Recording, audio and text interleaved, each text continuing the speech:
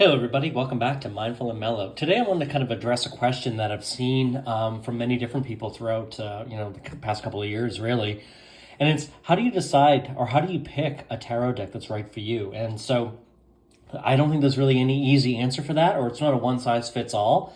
So what I'm showing you here is I have these 5 decks, and frankly, I know people who have many, many more. One of my good friends probably has closer to like 30 decks, which is a little excessive in my mind, but you know what? There is no right or wrong way to handle it. Particularly if you like to read tarot and you're very involved with it, and it does inspire you to see things from a different angles. So different illustrators and so forth will kind of portray things a little bit differently. So my first deck was the very traditional one, so the Rider-Waite Tarot deck. So if you're just getting started in tarot, this might be a good option for you because I do feel like this one was developed in like the late 1800s, and if you're familiar with this one, it does kind of, I don't want to say it's more the traditional way of, the tarot depictions, but there is a lot of symbolism here, and there's a lot, all the illustrations are very traditional in nature. So, if you're learning tarot, it might be useful to kind of start with this, for example, just because, you'll really learn some of the key, just with what the illustrations truly depict and what they mean and what the symbolism behind some of that. So, some of them like, hey, the Magician card, this is a great one here, right? Clearly he's got everything laid on the table that he needs. The infinity symbol's over his head. There's only a few cards with the infinity symbol. And of course, that means, infinity, but also like unlimited opportunity. There's no limitations. There's a lot of interpretations. It really depends on the question that you ask, right?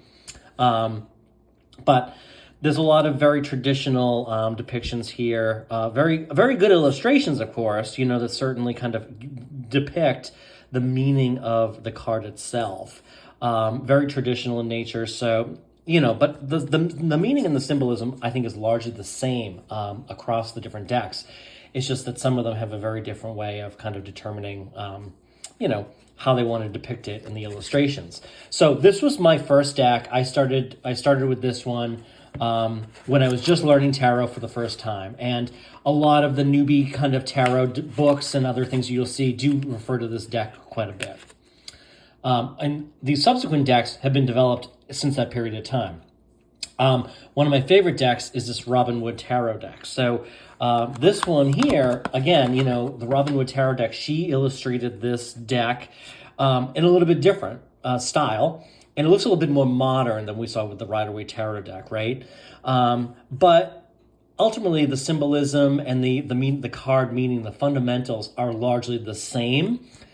But I think the different illustrations can inspire you to maybe interpret things a little bit differently. Or if you ask a particular question, if you look at the cards, something may stick out and kind of trigger in your mind. It might just come to you by looking at the card a little bit differently or seeing it in a different manner or light.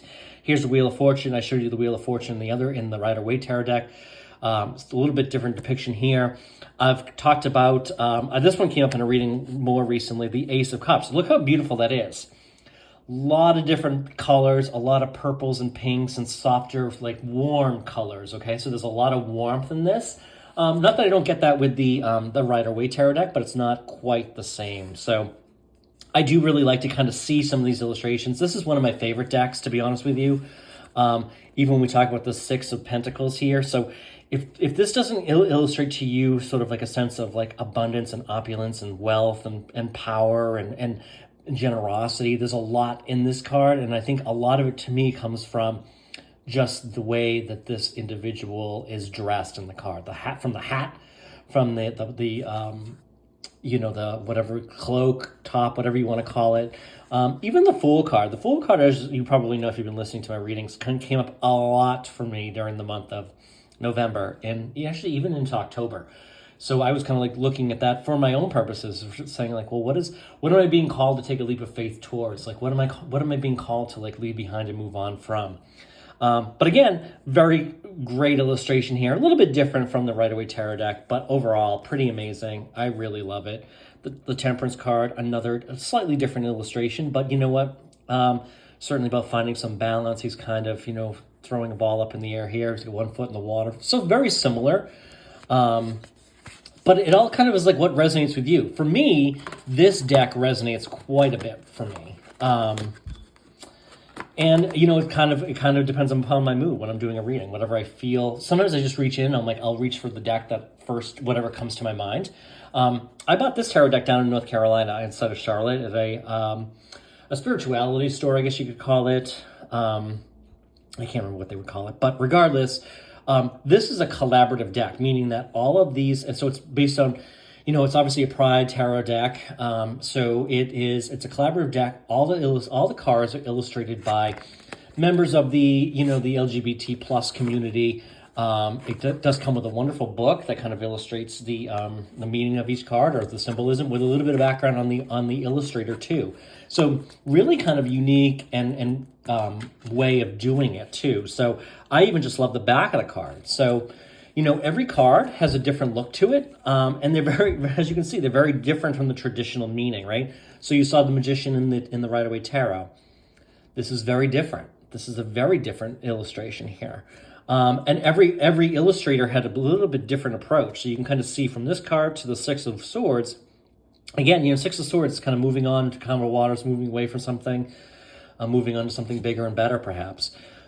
Different from the Rider-Waite Tarot deck. The Knight of Wands, another one, you know. So there's a lot of illustrations here. This one's kind of cool too. The Knight of Pentacles, very nautical, kind of like a seahorse. Very different from what you see in the traditional, even the Robin Wood Tarot deck. You know, typically it's someone on a horse out on like a mountainside, and there's like often fertile fields in the background that are just waiting to be planted and waiting. That is really what it's about. This is clearly, you know, the seahorse. He's kind of under the water. So very different illustration.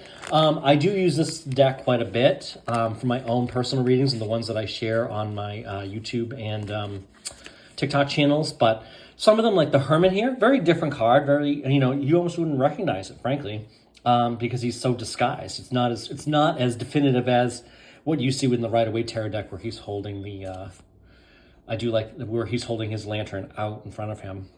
Seven of Swords, you know, it's an interesting illustration of the sky being very red and orange in the background. Very interesting there. The Ace of Swords, you know, similar in nature to what we see in the Rider-Waite Tarot deck, but still different. So this is a wonderful tarot deck. I loved buying this at that particular store because I feel like it supports a number of different illustrators, artists in the LGBT community. So whether you are LGBT or not, I do think it's a wonderful thing to do. So I bought this deck. Like 4 years ago. So, and sometimes every time I look at them, I see something new. I pick up something new in the cards. As you can see, the box is starting to show a little wear and tear. One of my other favorites, the Morgan Greer Tarot deck. This is more traditional in nature, but still very unique. I love these illustrations. They kind of look like some cartoons from like the 80s or the, you know, the, even the 70s, right? Excuse me. So, I really enjoy this one. This one really resonates with me. I really enjoy using this deck. I like the colors. I like the illustrations. So we showed the Temperance cards. So you can see similarities, of course. By and large, very, very similar. Still 1 foot in the water, 1 foot on the land. You know, the sign of alchemy, turning, you know, things into something into something else. Water is kind of moving back and forth. There's a fluidity here. There's some ripples in the water, which could be vibrations, right? That kind of thing. So the Ace of Wands, they call it the Ace of Rods. This deck refers to wands as rods. Same thing, just a little bit different illustration. So, you know, it really depends on like what resonates with you and what you what would make you most comfortable and intuitive when you're doing your readings. This one, the Crow Tarot, I had bought this one, and to be honest, I don't use this one that often because it doesn't resonate so much with me. So here's the Tower. I do like this illustration. There's some other ones like the King of Cups, so they're all crows. So the crow is the king here sitting in this throne. To me, it's a little harder to to really understand and see what's going on in the illustration, but I do use this one from time to time. I probably should use it more because I think sometimes, like, if I don't, I guess if you take the step back, you're like, well, if I don't necessarily know what some of the illustrations are, I'm probably might look at it a little bit more objectively and kind of see something that kind of resonates with me in relation to the question that I'm asking in the tarot reading itself. So, certainly very interesting here. Let's see what else. But yeah, I do like this. Like even the 10 of Cups, we'd still get some of the rainbow colors, some of the, same meaning, of course, ultimate fulfillment. They are kind of under the rainbow here. There's a couple, these two crows are looking at one another. So very different. The High Priestess, it almost looks like she's like got on like a veil, like a wedding veil to me. So it's not necessarily what you would anticipate or picture. I'm not sure what these red things are. They almost look like they're like a set of lungs, don't they? So long story short, I probably should use this one more so they can learn more about the tarot and maybe have some different insights and perspectives. But this is kind of how I went about building my tarot collection here, which is very small compared to most people that are, avid tarot readers. But again, I kind of started with this one, made the leap into this one. I bought this one kind of on a whim when I was in the store because I really, really like the concept and what they're doing there.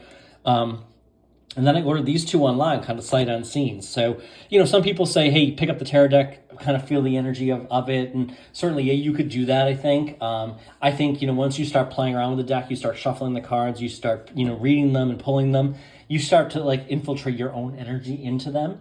And you will start to, see things and interpret the cards in your own manner. So, definitely let me know, like, what's your favorite tarot deck? What's something that's resonated with you?